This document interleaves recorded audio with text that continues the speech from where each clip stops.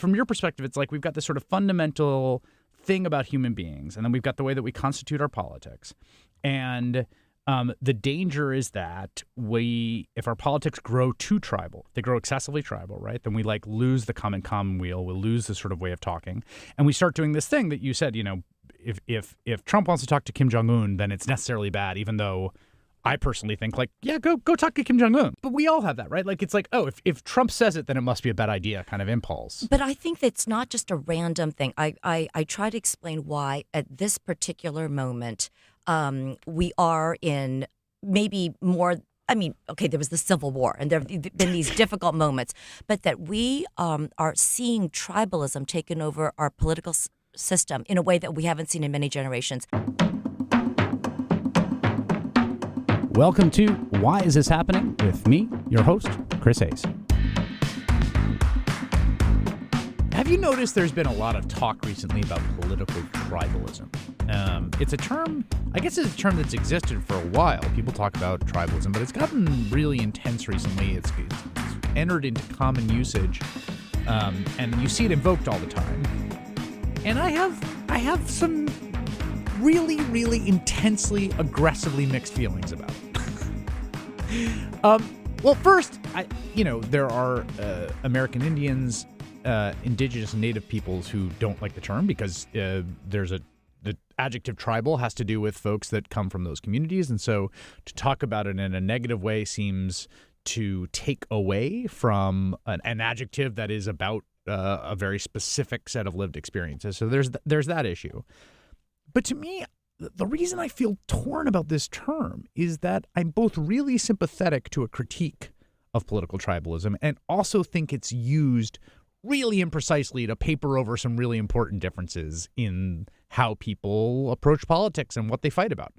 So on one side, right, I get that people do rally around their side in ways that can be ugly and shut down the way people think about things.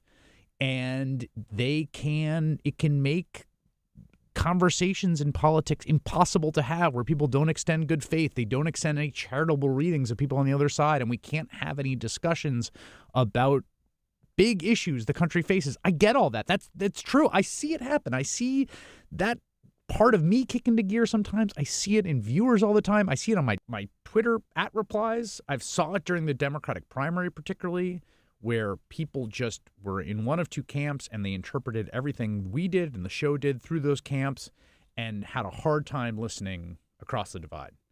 At the same time, there's also the fact that people will use that term to critique kinds of politics that I think are really important. Like when people mobilize as a group to fight for something, you could call that, I guess, political tribalism. You could say, well, they're fighting for their group. They only care about, their group of people with their complaints. Or you could call it, politics. You could call it organizing. You could call it active struggle. And it's kind of in the eye of the beholder which of those two any given diagnosis of, quote, political tribalism is. Which brings me to Amy Chua. Amy Chua is a really interesting writer and thinker, law professor at Yale, who's got a new book out called Political Tribes, which is about, political tribalism.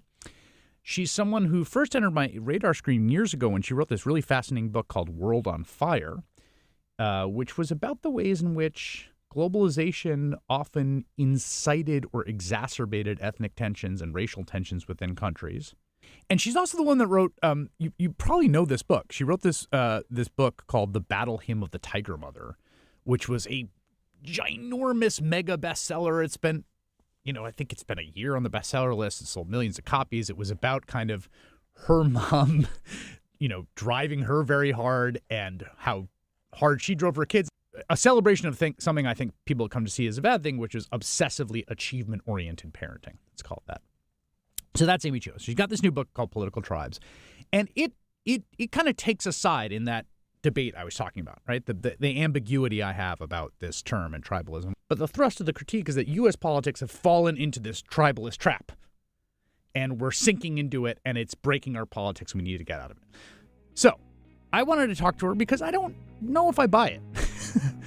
But I don't not buy it. I have complicated feelings about it. And I thought here's someone who I really respect, who's really smart, who's thought about this, who's thought about it in a lot of different really interesting and fraught contexts, and who's written a book about it.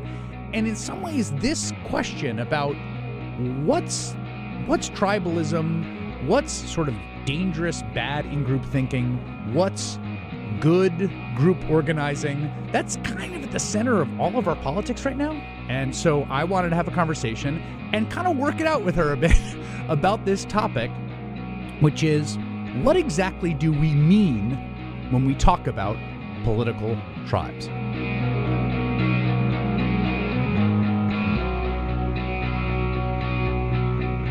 I think I'm both attracted to and repulsed by the concept of tribalism, right? Like, at one point it feels really seductively explanatory, because it does feel like a lot of American politics is essentially some kind of in-group, out-group combat by other means.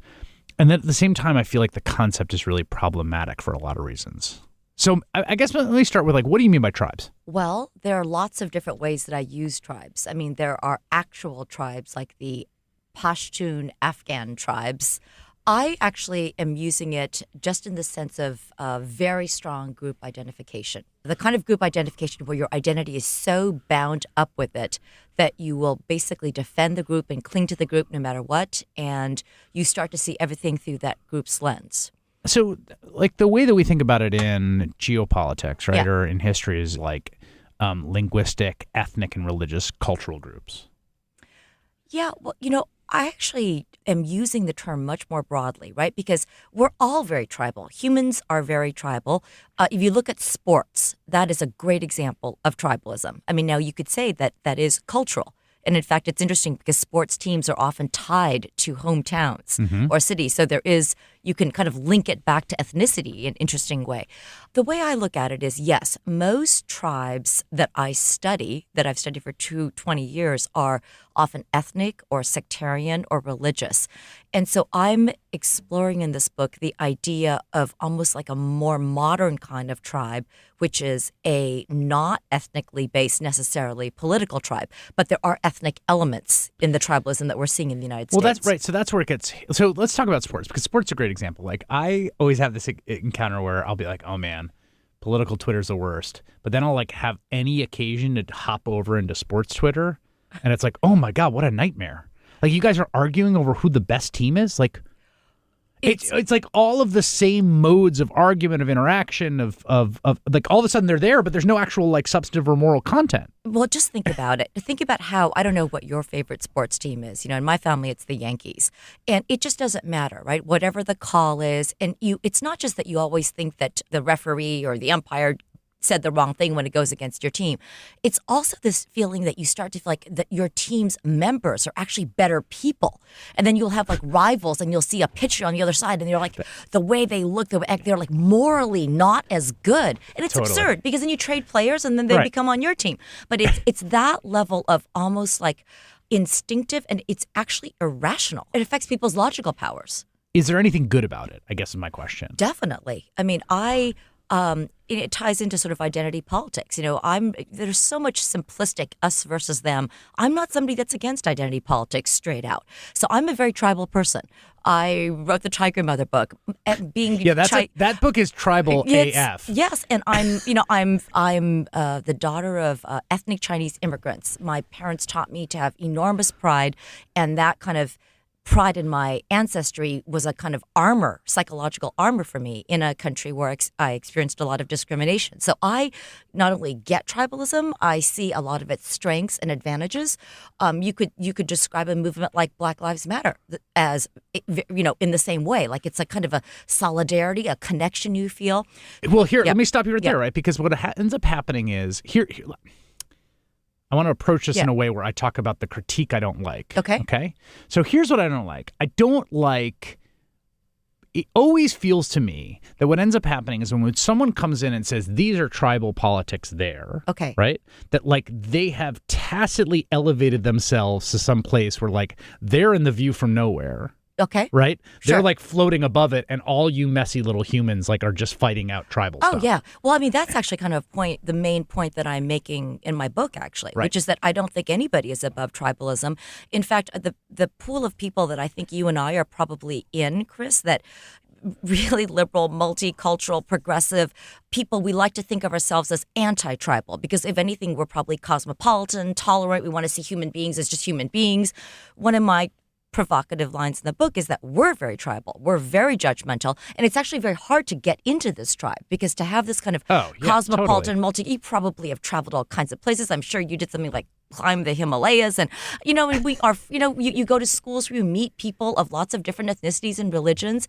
And a lot of people in America don't have that opportunity. Oh, no, I totally agree. That part of the book I totally agree with. Like, there is in-group cohesion that's intense and powerful with barriers to entry, with in-group solidarity among the kind of like liberal, open-minded, American, cosmopolitan, educated, affluent class.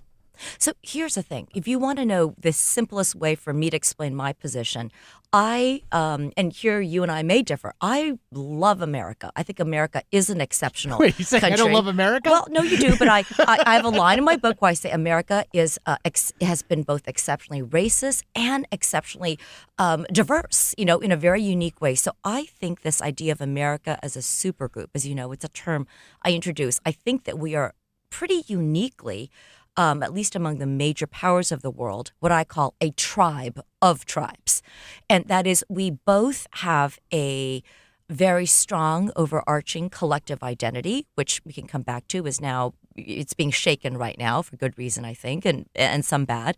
But so we have a very strong, overarching collective identity, the kind of super tribe identity, but beneath that, we allow all kinds of other subgroup identities, tribal identities, if you want, to flourish, right? So you could even, this ties into intersectionality. And I think that's a good thing, that somebody can be, I'm Irish American, I'm Libyan American, I'm Mormon American, and still be very patriotic at the same time. Those two things. So that's the best way when you say, is it good or bad? I think that the danger to America right now is if we devolve to a situation where we are only about our individual sub-tribes and we lose that thing that connects us all as Americans. And that is not to be romanticized. I mean, we're going through a correct moment of turmoil right now in figuring out how to define that collective identity. I think that's a healthy thing, but I think we need it. As somebody that studied countries that have literally fallen apart, like Libya and Syria and Iraq, I feel like a lot of elites and a lot of progressives and a lot of conservatives in this country don't realize that they're playing with fire. They're just like, they're so angry, rightfully, for good reasons, that they are just getting more. And here's the negative aspect of tribalism. They're just in their little individual tribes, becoming more and more exclusionary of other tribes and just losing any sense of having anything in common with people, for example, who either are of a different race or voted on the other political side or other divides. So to complicate this picture, right? So one of the things, I think one of my reticences about the term tribe or tribalism, right, is that it seems to sort of posit there's these groups that are all walking around in a similar plane, right? But like we know, and you would obviously say this, you talk about it in the book and you talk about it in your first book, which is fantastic, called World on Fire, which is published in 2003. There's hierarchies of dominance, right? Absolutely. So here's a great example, right? Yeah. And why I think this sort of, when we think about in terms of tribes, we can be led astray.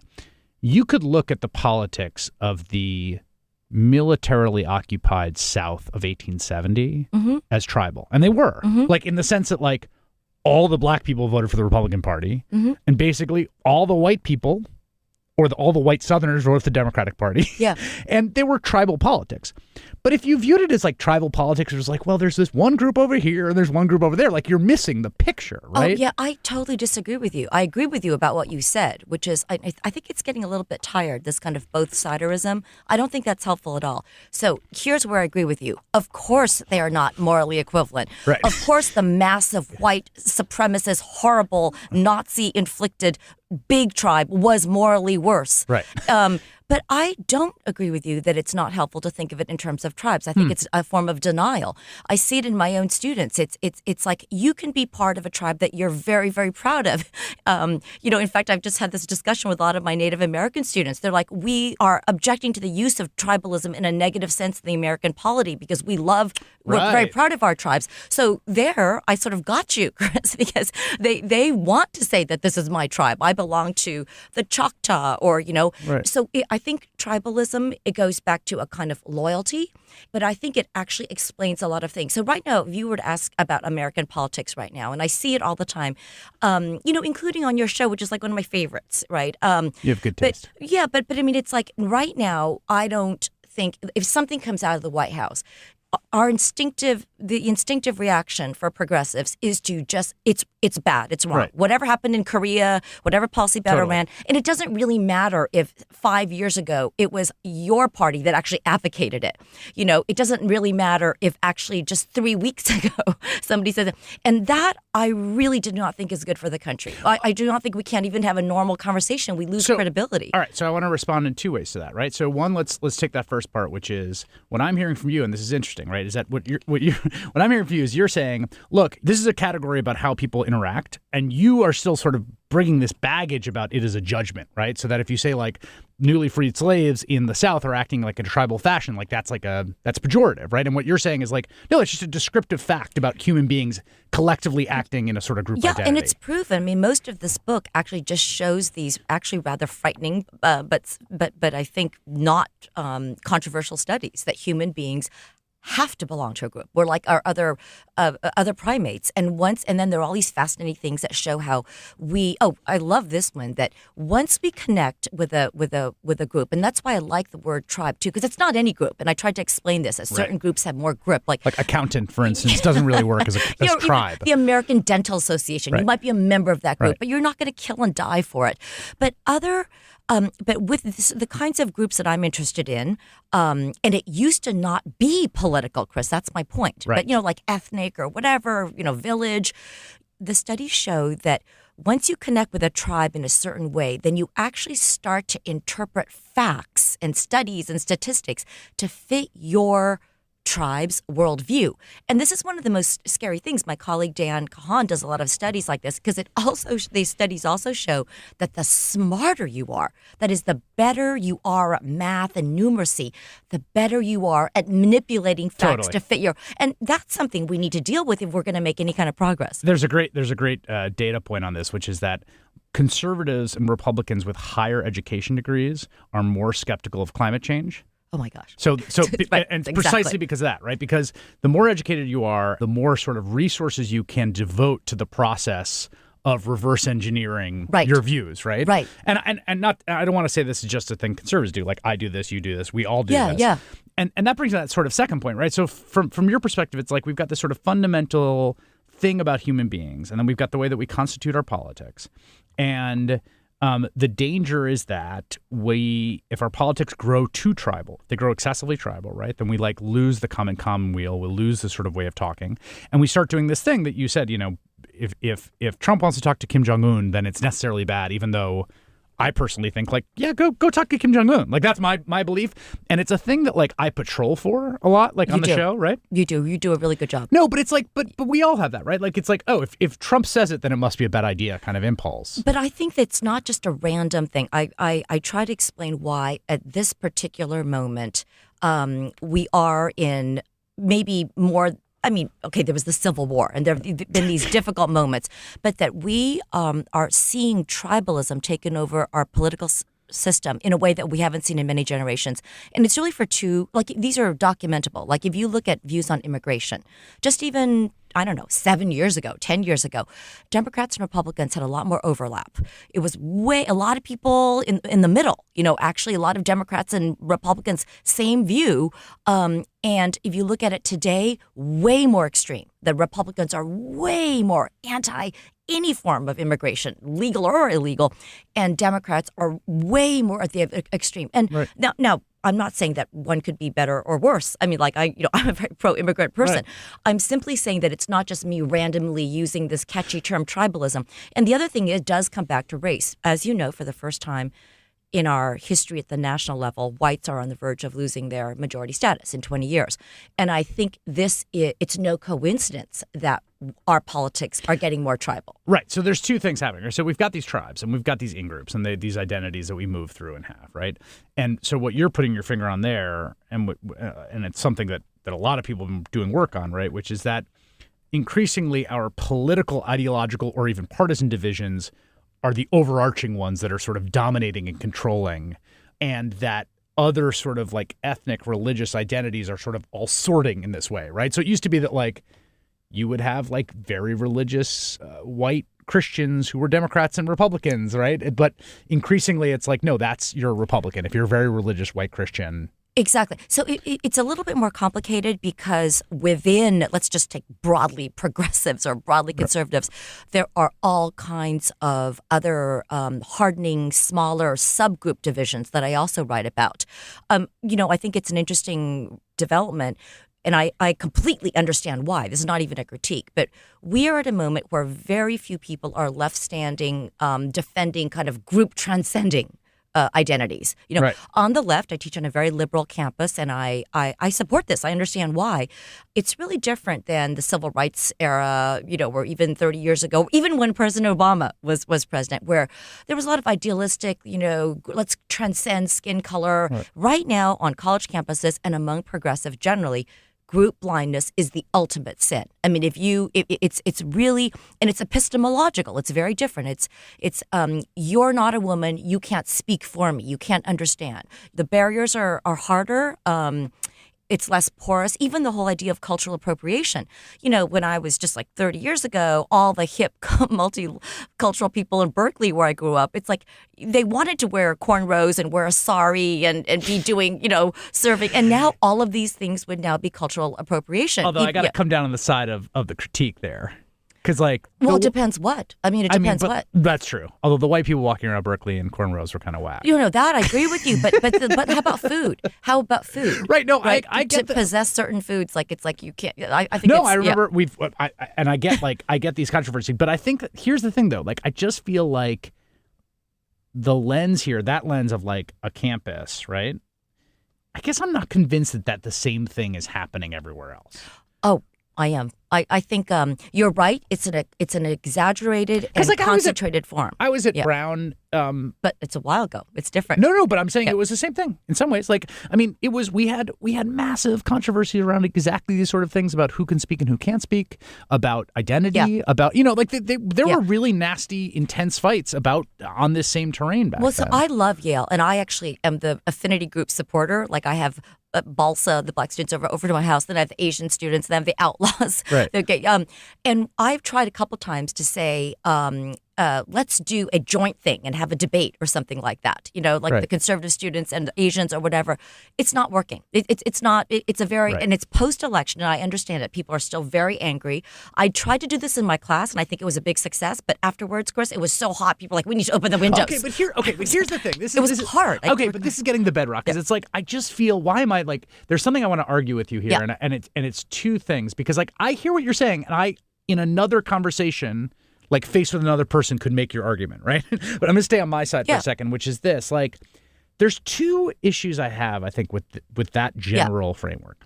One is, it always feels slightly ahistorical to me in the sense of, every time that I've ever dived into a particular political moment or even a movement, it's crazily factional as hell and crazily polarized as hell and crazily, identity obsessed as hell.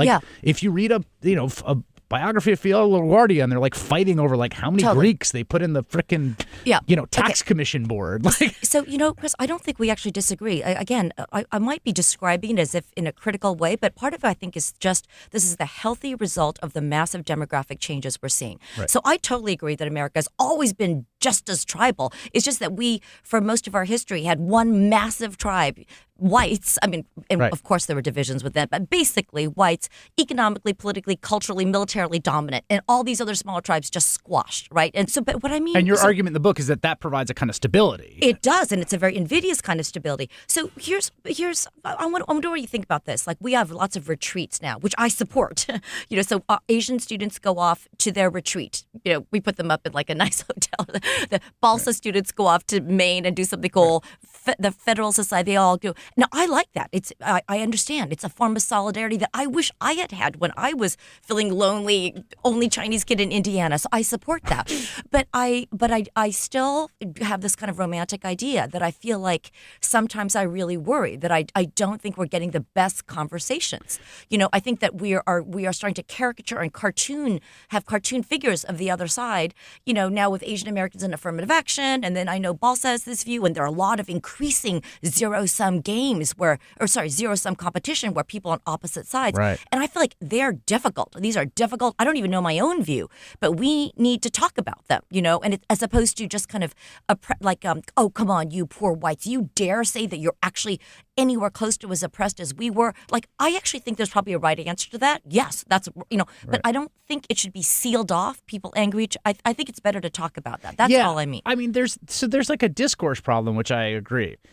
And I'm someone that likes conversation, so I like to talk to different people with different views. But I guess I just wonder, like, what's the version of the thing that isn't this? Well, okay, let me give you a good example. Okay, immigration, something that I'm sure we're on the same page. My second book was all about how immigration is the key to everything great about America. So you kind of know where I come out on this. This use of the word racist is appropriate in many, many contexts. I get uncomfortable because I've been studying prejudice for 20 years when it's applied to like very large numbers, like say 60 million people. Right. So immigration, if you remember the studies that I cite of Paul Bloom, they show that that newborns are not born racist. That's the good news. Right. But as of 3 months, Asian babies prefer Asian faces. White babies prefer white faces. Ethiopian babies prefer Ethiopian faces. And for obvious reasons, you can imagine why the mother looks like that. So I think right now with the immigration debate, when you say, it's almost like, I almost feel like you're saying, how can things possibly get better? And I think they can be better. And I think tribalism comes into this. It makes sense to me that right now in the spheres that you and I occupy, anybody that is just not really pro-immigration, just generally, is a racist, xenophobe, Islamophobe. Okay, and I think there's something deeply wrong with this discussion, because imagine if China, learned that in 20 years it was going to transition to majority white. Or the country of Nigeria. Or just not even Han Chinese. They'd flip the frick out. Exactly. But I'm just trying to move us away from the United States. Okay, Let's say Nigeria discovered that in 20 years it was going to become white. You know what? I think a majority of the people there would be anxious. Is that racist? Maybe. Maybe we're all, they're like, wait, this is not the country that we knew. They're resistant to that. And I feel that we can do better with this conversation. We need to have some conversations about limits and what and rules. And otherwise, we're at this travesty where we are now about we are at a frightful, terrifying situation where we're losing what America is going to be. And again, I don't know, this is maybe me being different than you. I feel like, whereas you're pushing me on this term tribalism, I actually think it's a better frame, because I don't think we're doing very well with the categories we have right now, which is like white supremacists versus all the really good people. Right.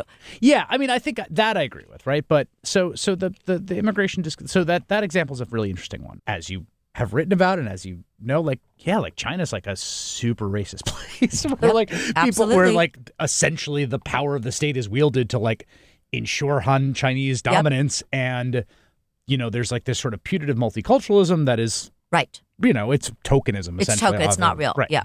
And so in all cases, right, there's both difference, which is oh, you're different, but then there's the machinery of dominance, right? Yes.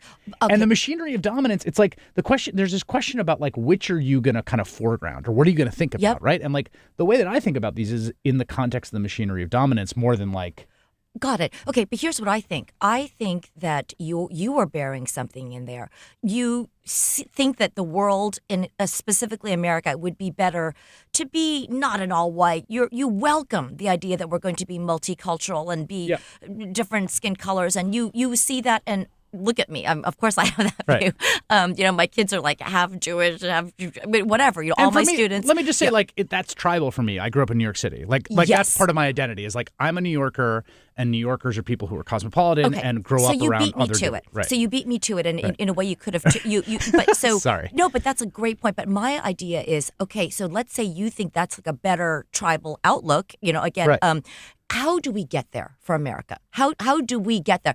And I don't think that right now the way that our side is doing it is the best way, which is, just take a human react. Like, okay, you're very sensitive. If somebody were to call you and say, "Oh, Chris, I'm you're tough, racist. actually. You're a racist. What you said this night was racist." I know how you'd respond. You'd listen. You'd be very, very open, and then you would. But you know what? That's because of who you are, how you're raised. Plus, you're really famous and you have a show. Right. Like if you're somebody that's in the middle, just somebody that is in the middle of the country, and somebody says, "You know what? You are a racist bigot." How do you think they're going to respond? Do you think they're going to be like, "Oh my God, you're right. Let No, me join totally. the other political side"? I don't think we're making. I don't think we're advancing ourselves to your tribe's vision the way we're discussing things right now. But that is. But I will totally agree with that. Right. So like the idea of like you're racist as a conversational part is like not. It's often not super effective. I do think there's like a really useful Me too. role that like shame and taboo Absolutely, plays. and for like, certain things, many things, right. So and for many people. But there's this sense, and this is a critique I think that you have, and I've said others that like that the boundaries that keep creeping outward, right? So like, and particularly the application of this word white supremacy. So like, let me totally agree with you on that, right? But I also feel like there's a little bit of a sliding happening there, which is like that's a question of how to talk to people, right? About like what the facts of the matter are. Yeah.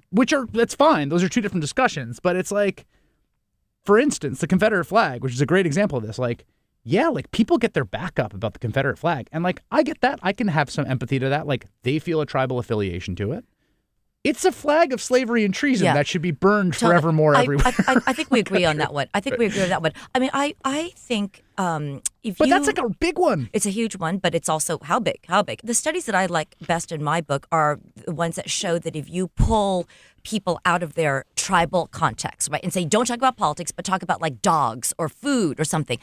My favorite example is the integration of the U.S. military in the 50s. It was as bad a moment as today. People were like, no, we can't integrate it. It's going to be, and it was 90% public opinion against integrating the military. Well, they did it. And afterwards, they found that the integrated troops were as effective or more effective than the all-white ones. And then they conducted all these surveys and studies. And what they found is, I think, the most beautiful message, right? Which is that people said, and now this isn't just black and white, although that was part of it, but like Italian Americans had never met like Swedish Americans. Totally, and the right. accents. But people are like, if you are in this dangerous situation, you miss home, you feel terrible, your lives are in, you're putting your lives in somebody else's hand. It really doesn't matter what accent they have or what the color of their skin is. So I'm a idealist that way. I feel like people, that this is really what America can be, So yes, the Confederate flag, that's an easy one. But how about somebody that's in the middle of Iowa who is like a 50-year-old mother of 6 who's adopted a couple of African orphans? I've actually talked, Right. They voted for Trump. Right. What do you do with that, right? You could say, oh, the fact that you could vote for a racist means that you first admit that you're a little bit more racist. Right. That's what a lot of people want to do. Is like, I'm willing to be open, but first admit that you did something really terrible doing that, And we can have a debate about that. I just don't think that that's necessarily the most way. And I think so back to this discussion of, I think the Confederate flag is almost too easy an example. And if you were to prove to me that 65 million people actually feel that way, Right. then I would probably start to come over to your side. But I don't think that. To me, part of what the issue is, we don't actually have like collective activities. It's like the conversation's one thing. You talk to the Iowa mom or whatever, but like it's also just like we don't do stuff with each other, Totally. which to me feels like a bigger It is, and bigger problem. right. And so maybe that's. I mean, that's where I end the book. I really think that this lack of upward mobility and a lack of geographical mobility. Again, these are documentable. Totally. This is not just those. And it used to be that somebody in the middle of the country, it could even have been your parents or something. You start with no money, and then you go to public school, public college. And you can make it to one of the coasts. and you could go back and forth and you could rise and fall. Right now, it's so rigid. I mean, nobody can afford to live in New York City or Silicon Valley anymore. Right. And if you think about all the people that you hang out with and the values that they have, maybe we're saying the same thing, that I think that if there were more exposure, and there are studies, I want to be clear, there are studies that show that just straight out exposure is not enough. Okay, you could put lots of people. In fact, it often backfires. It often backfires. But even more important studies show that if you go one step further, and just maybe it's what you were saying, communal interaction, right. Real human interaction for a relatively sustained time, people are good. They're better. I mean, it's like what happened in your neighborhood in New York can happen elsewhere in the country. But right now, there are these almost like structural barriers preventing that from happening. That relates to a really important point, too, about this kind of like, I think, like sort of blinkered like economic anxiety versus bigotry, racial animus thing about the 2016 election, which, of course, is kind of the subtext for all of this, yes. right? Like everyone's trying to figure out blah, blah. The thing to think about is like, okay, this is a true thing about human beings in any society, right? Like tribalism, factionalism, groups fighting each other, dominance hierarchies. Different environments like exacerbate or reduce the heat. Yes. Right? Yes. You know, you talk about it in the Iraq chapter, and there's a whole part of the book that's sort of about U.S. foreign policy. There's a way that people will like dismiss, you know, some fight that's happening in Iraq as like tribal, or like the Sunni and the Shia, and they've hated each other for thousands of years. Like, well, yeah, but like if you came to the U.S. and took away the United States government, like, guess what people would start doing to each other in the streets, Our right? institutions are so important. That's exactly right. The point there is that better institutions that provide better governance and better outcomes for a bunch of people is going to lower the temperature of the conflict. I really, really agree with you. But here's where, in a rare case of me being more pessimistic than you, I think it goes back to what you said, that we keep forgetting how invidiously stable the situation was in this country of having a white majority so hegemonic for so long. Right. You know, I mean, those institutions are being tested right now, and it's easy just to point the finger and say, oh, my God. But another thing we could say is that we romanticize some of our institutions and democracy. Like the fact is that for most of our country's history, we actually didn't let lots of people vote. Right. So we went abroad and told everybody to democratize and have the elections as fast as possible. And in a sense, we're getting a taste of our own medicine right now. We're seeing what happens when you have elections under certain conditions. And then when you see the rise of demagogues and which way people will go. But like right now, I think one thing that I'm seeing among my progressive friends is something that I've seen in Latin American countries, which is after the Trump election, many of my progressive friends are so horrified by this outcome that you're seeing what I describe as an elite backlash against the popular side of democracy. Mm-hmm. It's never described that way. In fact, what people are saying is I'm fighting authoritarianism. But I want to call people out on that. An elite backlash, okay, so on the conservative side, it's easy to call out. That's, you know, piece of cake. It's like the white elites who don't want the minority majority places. We're going to do voter suppression. We don't want that. But on the left, I think we have to be careful. I've seen it's usually cocktails, dinner parties after the third drink. Somebody says, you know, something has just happened where something's come out of the White House and people are still supporting it and it's ghastly. And people start talking about maybe we should have like knowledge requirements for voting, or maybe we should have IQ requirements. This is stuff that the Latin American elites have been talking about for 100 years. Right. Americans have been so romantic about it, partly because we don't realize that we excluded all these poor people. But when they talked about democracy in a lot of countries from Bolivia to Venezuela, you know, they were talking about democracy with a lot of minority protections, a lot of property protections, a lot of rule of law protections, which I favor completely. But at some point, democracy's got to include a popular side to it. Otherwise, you would just have crony capitalism. There is, I will 100% agree with you that there is a vein of thinking among certain folks post-election that is dangerously anti-democratic and dangerously contemptuous of fellow citizens, right? That like, if these idiots could deliver us into this, I think it's important to segregate that from like a kind of elite opinion from people who are like, well, my mom was just deported, and like it's like, yes, I'm not, you know, you get, of course, like I'm not going to question anyone's anger about but yeah, you're right, and I think look, the one of the problems to me about the kind of current way that the country operates, right, is that in a weird way, it's like when you think about these political tribes, one of those tribes, which is the sort of broadly center left, right, has like outsized cultural power and control. Like, again, I'm not saying these people are leftists or even liberals, but like if you say like how many Trump voters are there in like every top 20 TV show showrunner's office, how many Trump voters are there in every, like just go across these area. Very few. I mean, I just think that's probably an empirical truth. It's truth. Right? I've shown it. Yeah. So it's like there's this huge cultural control in the hands of one tribe. Yeah. And then the other tribe, right? It's conservatives, whatever. They feel persecuted because they're like, wow, I look out and there's all this control. But they have like unrivaled political control at the moment, right? It's like total control of government, control of 30 state houses.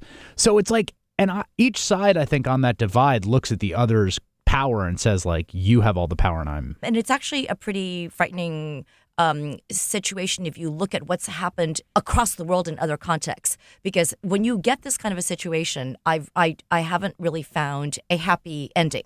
And that's why I kind of wrote the book, because I think that we don't have to be that way. It's a construction. And this is why I go back to your first question. I think the tribalism thing is actually identifying something important, because we are aggregating a lot of people on the other side that are not exactly all in one tribe. They do it to us even more. Or, you should see like right, what of course, people like say. Across the divide, they all look the same. But like if you're in the group, right? Like, I mean, like, good God, about political and factional disputes. I mean, the amount of fighting that goes on, but on very narrow grounds, right? Like, and this is true. It's true if you are a member of like an evangelical church. Like, there's this wing that wants this kind of thing, Right. But I mean, if you hear like how Fox News describes people like, progressive, it's a complete caricature. And you right. only have to know that the 60 million people who are described like that are not all like that. There are a million different stories.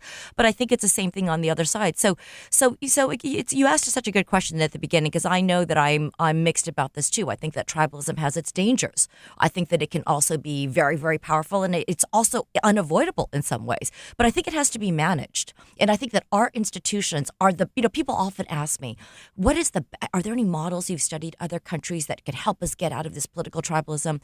And I hate to sound so rah-rah here, but we are the model. I think we have the best formula and apparatus. We're either messing it up or it's under attack from truly dangerous elements. That's happening too. So we have to stand up for the rule of law. But I think we have to get back to these basic apparatus things, and I think the tribalism really is undermining that on both sides. I really do. Look, no one has ever. I mean, the thing I always think, right, is like a truly and genuinely multiracial, multi-ethnic democracy functioning free of ethnic and racial hierarchy has not been built yet. Never. That's the thing we're trying to build. That's the project. Exactly. Right? I think the most inspiring thing I find is when you hear immigrants who love this country. It's really interesting. I have a student quoted extensively in my book, but his parents are poor Mexican-American immigrants.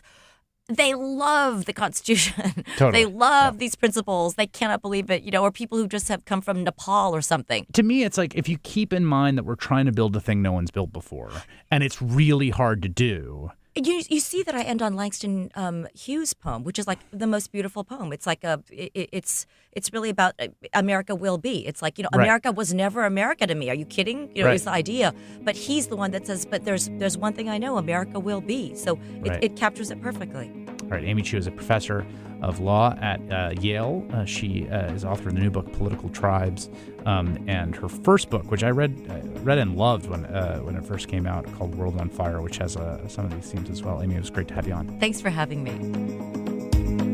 Why Is This Happening is presented by MSNBC and NBC News Think, produced by the All In team with music by Eddie Cooper. You can get more from Why Is This Happening by visiting NBCnews.com/Why Is This Happening.